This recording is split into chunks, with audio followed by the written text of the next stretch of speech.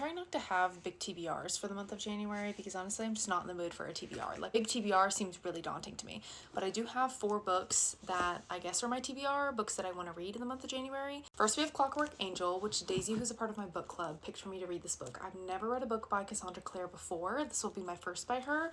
She's a lot of books out, and this one, which is part of a trilogy, came out in 2010. So I'm very late to the Cassandra Clare game, but that's okay.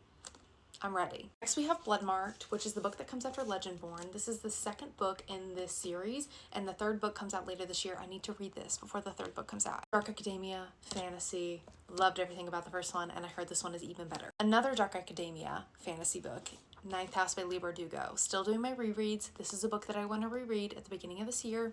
I reread Hellbent. I have my whole like Alex Stern shrine right there. I reread Hellbent back in January of last year and I loved it. Trying to decide if I want to reread my annotated copy, or last year I got my hands on an ARC if I want to read the ARC. Love this book. Lastly, I think the book I'm most excited for, Voices in the Snow by Darcy Coates. I recently read Dead of Winter by Darcy Coates. I've talked about that book a lot over the past month because I absolutely loved it. If you're new to horror, it is a great book to get you into horror. It's very mild, but also super, super creepy at the same time. It's so fun.